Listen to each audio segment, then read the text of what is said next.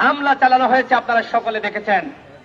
ঠিক একই কায়দায় ছাত্রলীগ, আওয়ামী লীগ 2018 সালের যে ঐতিহাসিক কোটা সংস্কার আন্দোলন, সেই আন্দোলনের 2 জুলাই 2018 সালের 2 জুলাই এই শহীদ মিনারে ফারুক হাসানের উপর এইভাবে হামলা চালিয়েছিল। প্রিয় দর্শক, ঢাকা আওয়ামী লীগের সময় হামলা চালিয়েছে। আমি হাকিম মাহি, এই মুহূর্তে আমি রয়েছি সেই সময় শহীদ হয়তো মিনারে। আপনারা দেখতে পাচ্ছেন ওইভাবে সামনে তাদেরকে প্রতিহত করতে পারি নাই, রয়েছে সেই কারণ পরিষদের আওয়ামী লীগ একটি ভয়ের রাজ্য বাংলাদেশে তৈরি করেছিল।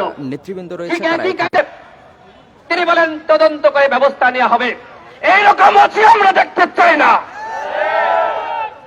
আমরা চাই জনগণের পুলিশ। রাতে আমরা উপদেষ্টা আসিফ যারা বিপ্লবী ছিল, শেখ হাসিনার পতনে ভূমিকা রেখেছে, তাদেরকে গুপ্ত হত্যার শিকার হতে হয়েছে। এই প্রোগ্রাম চলছে।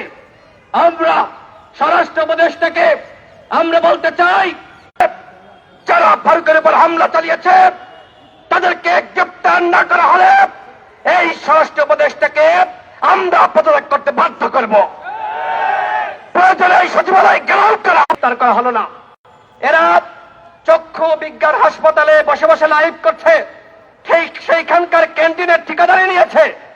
এরা ব্যবসা বাণিজ্য শুরু করেছে। এরা দাবি করছে এরা নাকি শেখ পরিবারের একজনকে গ্রেপ্তার করেন নাই। আপনারা বলছেন গণহত্যার বিচার করবেন। পুলিশের, র্যাবের, বিজিবির যারা সরাসরি ছাত্র জনতার বুকে গুলি চালিয়েছে তাদেরকে একটা কথা আপনাদেরকে বলেছিলাম, বিপ্লবী সরকার হন, আপনারা বিপ্লবী রূপ ধারণ করতে পারেন নাই। সুতরাং আপনারা যদি এখনো জনগণের পালস বুঝে কাজ না করেন তাহলে নির্বাচনে যেতে পারবেন না। সিইসি ইতিমধ্যে বলেছে আওয়ামী লীগকে যদি নিষিদ্ধ না করা হয় রাজনৈতিক ভাবে বা হাইকোর্টের মাধ্যমে, তাহলে তারা আগামী আন্দোলন শুরু করব। আমরা শেখ হাসিনার মতন ভারতীয় তাবেদারকে হটিয়েছি, নতুন কোন ভারতীয় তাবেদার আমরা বাংলাদেশে দেখতে চাই না। কোন চেয়ারে বসে থাকতে চান, আজকে পুলিশের মাধ্যমে ওই চক্ষু বিজ্ঞান হাসপাতাল থেকে তাদেরকে ধরে আনুন। অন্যথায় গণ অধিকার পরিষদের নেতা কর্মীরা সংক্ষুব্ধ হয়ে যদি